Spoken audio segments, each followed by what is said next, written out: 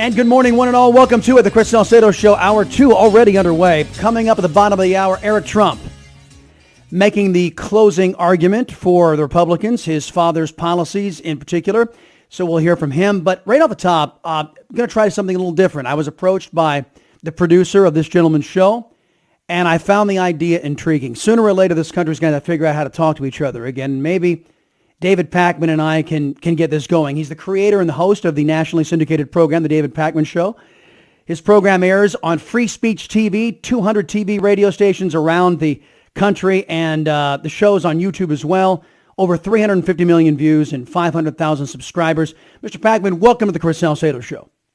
Pleasure to be with you, Chris. So look, let me start off on a complimentary basis here, since we're trying to foster understanding, at least, of each other's positions. I've got to applaud you. Unlike other liberal talk show hosts, you're honest about who you are and what you do. I'm talking about Jim Acosta. He's a liberal talk show host. He can't be honest about who he is. Wolf Blitzer, virtually the entire so-called news staff of MSNBC, they're not honest about who they are, but you are. And so I want to applaud you for that, because at least folks understand where you're coming from. Now, when your producer sent me the information about what you wanted to talk about, he said that in particular you thought what the president is doing with the border issues was all a distraction. Go ahead, explain. Well, it's not a distraction in the sense that it's a deliberately planted distraction. You know, I think that sometimes we attribute too much forethought to some of these things. So there's certainly no way in which the border issue is not an important issue. The idea of removing birthright citizenship by executive order, which most legal experts say is just not going to happen. I agree. It's not a planted distraction, to be clear. The timing of it, as well as the timing of, claims that the migrant caravan is an invasion, I think that it's important for everybody not to forget that it's time to vote, right? Tomorrow there's an election, and that's the most immediate thing, no matter what your politics are, that you can do to try to have your voice heard about what you think the policy should be. Yeah, and let me give you a perspective from the right, as somebody who was a staunch supporter of legal immigration, but I despise and loathe illegal immigration. I think it's immoral, I think it's wrong, and I think it's bad for any nation forced to endure it by its political class. This is an ongoing issue. The president, his rhetoric hasn't changed from the time he came down that escalator to today, to sit there and say that this is all fabricated, or he's dealing with this language of his before an election and is using it to gin up the conservative base, I think ignores the last 2 years of the very same rhetoric, don't you? Yeah, I'm not saying he's using it to gin up the conservative base. I just think it's important, in speaking to my audience, which is, of course, primarily people on the left, although if you look at my email inbox, you'll notice there's a lot of right-wingers as well. My message was he's not going to remove birthright citizenship by executive order by Tuesday, and thus the most important thing is make sure you're registered, make sure you know where it is that you need to go, make sure you know who the candidates are, because this is an issue that is going to be dealt with. If he actually tries to pass this by executive order, it'll be dealt with. But it's not going to happen between now and Tuesday, so that was my message. Don't be distracted in that particular sense. Let me, on birthright citizenship, because I think it's an important discussion the country needs to have. Birthright citizenship by executive order, I agree with you. The president doesn't have the authority, the same way that Barack Obama didn't have the authority to do half of his executive orders, or whenever he bothered to do executive orders. Most of the time it was just a memo, and he just told people to do it, and they did it in his administration. I don't believe the president has the authority, and I don't even think that was the goal. I think ultimately with this, the goal is to finally have this question adjudicated at the Supreme Court level. Do you disagree? I don't know. You're attributing much more calculation and strategy to Donald Trump than I have evidence to suggest he's capable of. So I think what you're saying is possible, but I don't. That's not my position right now, because I've not seen evidence of that. Isn't that an Achilles heel, though, of the left? I mean, isn't your side constantly underestimating this guy as being some sort of dunce or doofus, much the way they did Ronald Reagan? No, I don't think so. I think he's proven himself to be a dunce and doofus, but he does have people around him who, people like Steve Bannon and Steve Miller and others who are not doofuses. And as a result of that, he has been able to be attached to actual things that have been done. But no, I think that the idea that he's a dunce and doofus is pretty well backed. Okay, David Pakman, our guest right now, folks. As you could hear, he does what I do, but on the other side, ladies and gentlemen, he's a liberal talk show host for the David Pakman Show, nationally syndicated. Let's pivot now to one of what your side views as a strong issue, which is health care and the Obamacare takeover of health insurance. Can you hang your hat on the successes of Obamacare? Well, listen, I thought Obamacare was not the right approach to begin with. I'm actually on the left. So for me, when you say, here's an idea, let's mandate that we give millions and millions of new customers to the for-profit insurance companies that are a huge part of the problem, that's not the plan I would put together, right, Chris? So I think we can identify failings and we can identify sort of successes, right? I mean, I think what we do know is that the rate at which premiums have increased in the exchange health insurance plans has been a lower rate of increase than in the broader health insurance market. So is that like a massive victory if we're thinking about where we want to be in 20 years? No. Is it slightly better than the direction things were going? Yes. Here where I am in Massachusetts, we've had something that is very similar to Obamacare for many more years, and we have the highest rate of insured in the country. We have one of the highest standards of care in the country.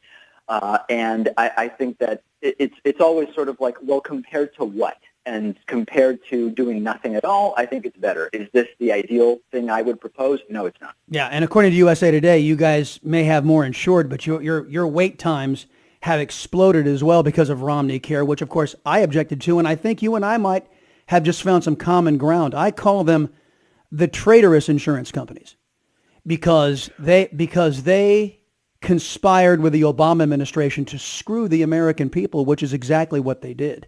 Well, there's nothing new about that. I mean, in other words, there's nothing unique about the conspiracy with any particular administration. This is something that goes back decades since the United States decided in the period between World War I and World War II not to go the direction of European healthcare systems. So I agree, but it didn't start in 2008. It actually started, closer to 100 years ago. Right, and the Department of or the Health and Human Services Department published studies which showed that premiums, even outside of the exchanges, on average across the board, have risen $3,000 from 2013 to 2017, which of course is a stark contrast to Mr. Obama's promise of saving $2,500 for an average family of four. You and I can both agree that more expensive isn't saving, correct?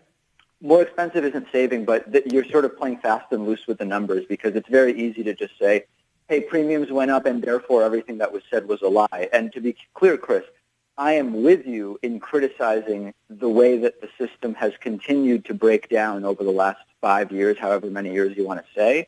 But if we're going to do a serious statistical analysis, and I don't know if we even have the time for that, you can't just say if prices go up, everything was a lie. You have to account for inflation. You have to compare programs within Obamacare to those outside of it. And as I said, premiums went up more slowly for the plans within Obamacare. So yes, I don't want prices going up, but we've got to consider a lot of other important economic factors if we want to take this seriously. Sure, and I know that my out-of-pocket costs, not just the premiums, the deductibles are going up crazy because of all of these fandangled rules under this nonsensical law that was tens of thousands of pages long that nobody read before they passed the dang thing. Look, maybe you and I have a bit of agreement here, but let me ask you, and we're not going to be able to drill down the numbers, maybe on future shows we will, if our relationship continues here, but let me ask you about why your approach to health care should be trusted, because we all know that it was Ted Kennedy who gave us the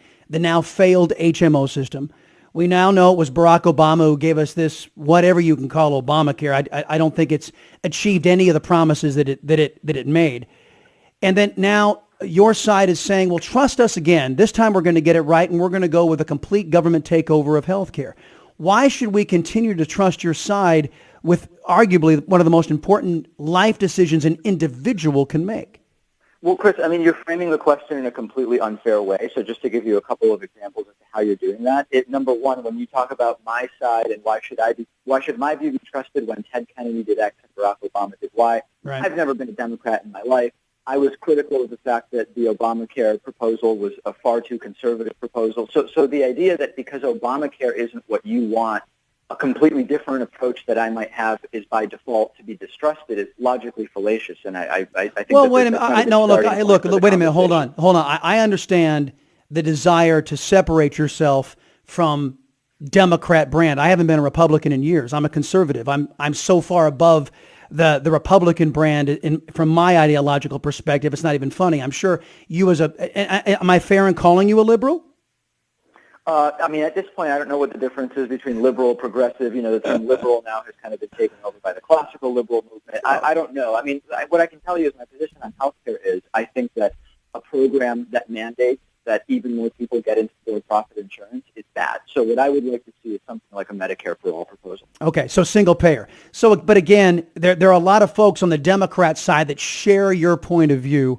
And again, the Democrats don't have a great track record with health care. Everything that they have imposed on this country has failed. So again, why should we trust the largely held popular view among the Democrat Party of single payer, Medicare for all, whatever you want to call it? Why should we embrace that when everything else that they have instituted has failed? Yeah, we don't need to look at the track record of Republicans or Democrats on this issue because they've both been co-opted by the for-profit insurance companies and the lobbying industrial complex status quo. So I think we just need to look at countries that have implemented this successfully. You don't need to evaluate whether Ted Kennedy said X or Mitch McConnell wants Y or anything like that. The system we have has failed because of Democrats and Republicans, and we should look at the programs that are instituted in places where it succeeded. All right, folks, of course, we have a lot more to discuss, I'm sure, and David Pakman, I look forward. Nice to meet you, first off, and glad. Thank you for being here.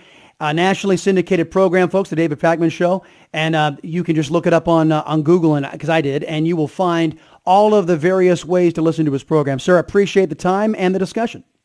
Thank you for having me. You betcha. 281-558-5738, 281-558-KSEV. Interesting perspective. So we've heard from the left. See, there was no shouting.